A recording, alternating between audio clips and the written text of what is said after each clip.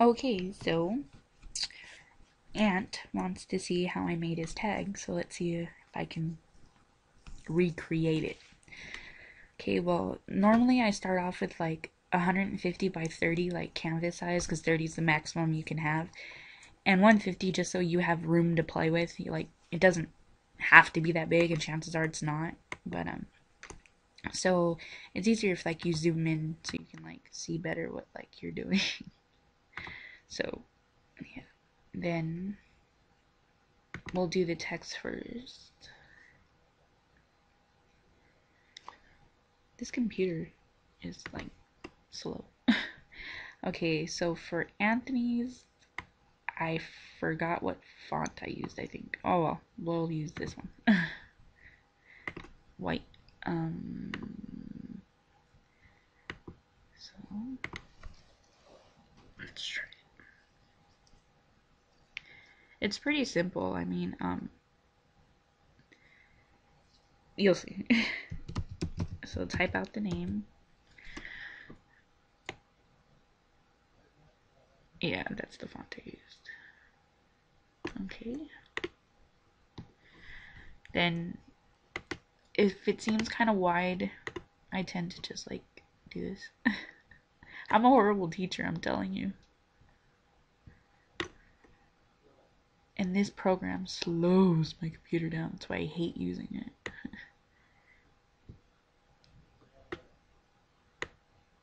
There we go. Okay. And I think Anthony's was fading from lime green to pink, so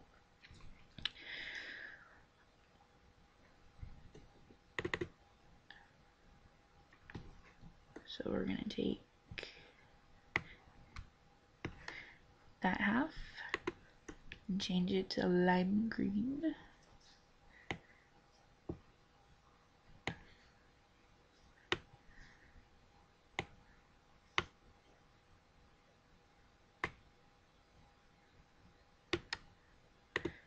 Okay, then take this half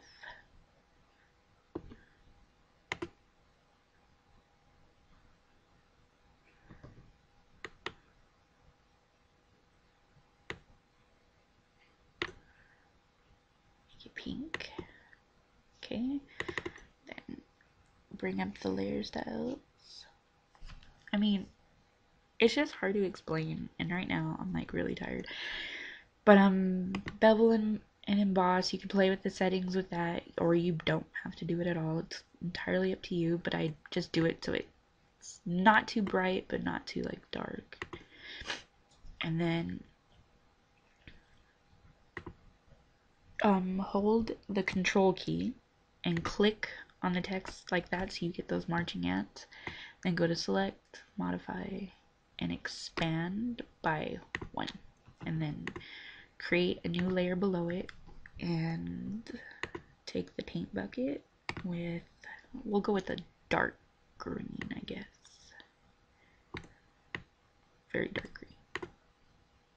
It's a lot of trial and error. Like, usually I end up like undoing things like millions of times before I like it. Okay, then select, deselect, and then create another layer below that. Change the color back to white. And brush. I used a star brush for the stars in the background. I just gotta find it.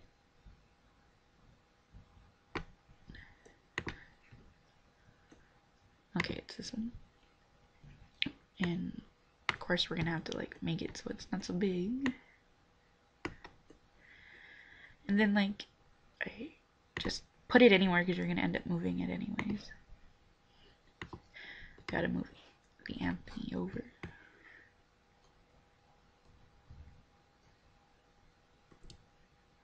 There we go. Okay, so this is how I did this. So I took the eraser and oh wait, no I didn't. I took this and I copied this little part of the star because I need it, but not right there. So cut it and then paste it as a new layer so that way we can move it where we want it. So, because I wanted it over here.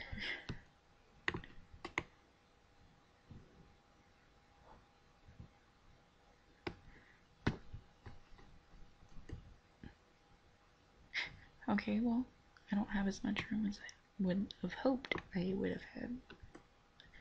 So, I need to make the star a little bit. There we go. And I don't remember exactly how his tag was, so I'm just like winging it here.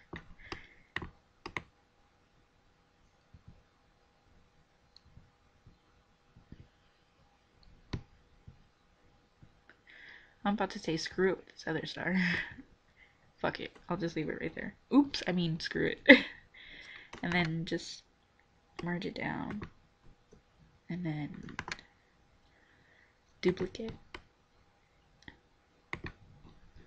And go to edit, transform, flip horizontal.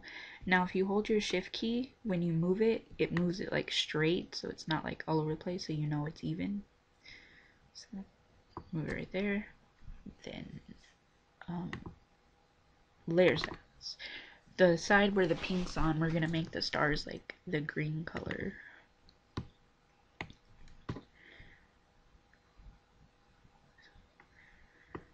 Gradient overlay. It's always good not to like do the stars or any of like the background the exact same color as like the text, because then it just blends in and it looks like a bleeding mess. But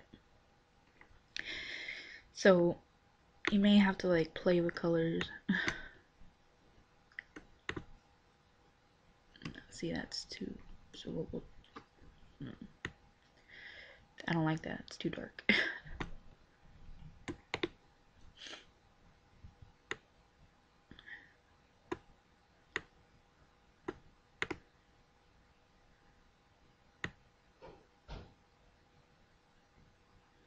So I'm probably gonna stick with that then.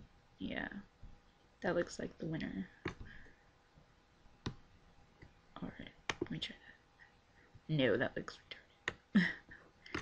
It's a lot of trial and error. Like sometimes it's the trying to figure out what colors to do is what takes me the longest, because it's not as easy as it seems. So, like I said, all trial and error. But we don't need that dark colors. This should work. Good enough for me.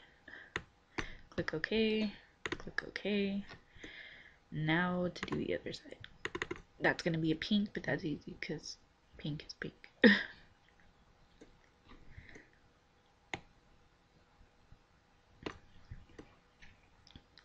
Gradient overlay.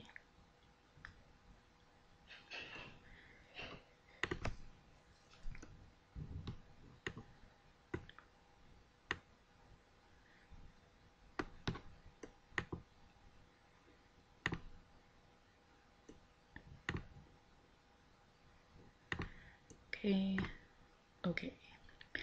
Now for the fun part, the animation. But first we want to crop it as much as we can. So whatever space we don't need, we don't use. That way. It's always good to crop before you try to do your animation, because yeah. It's just easier. I'm so tired. Alright. Almost done. Now time for the animation, the fun part. Create a new layer above your text layer. Take this polygon lasso tool, whatever the heck it's called, and just do this as so. If you can actually learn anything from this, I'm gonna be shocked, because this is the worst tutorial I've ever made. You can refine it to about 1. It just gives it so it's not like all choppy looking. Anyways, you want to use the gradient tool, and you got to make sure it's on foreground to transparent, which is right here. I'll show you. Right there. So you've got to make sure your top color is white, and then you use this. And then you drag it from right to left. And then hold the shift key, click on the text layer,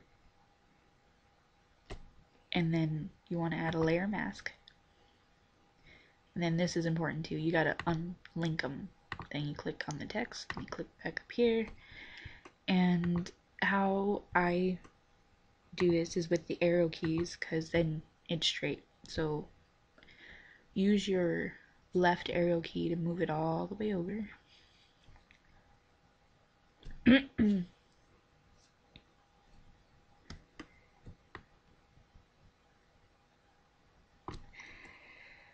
Then you want to duplicate that frame, and then if you have a steady hand, you can hold the shift key and move the mouse, move it over that way. It's a lot faster, because like I said, my computer is lagging right now. And then tween it, and then let's say 20 frames.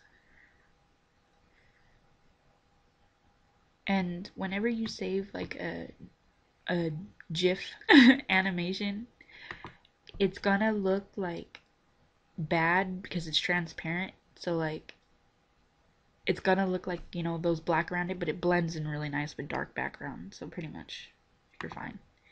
But see? There you go. I'm sorry if like this tutorial sucked, but I did the best I could. You're welcome.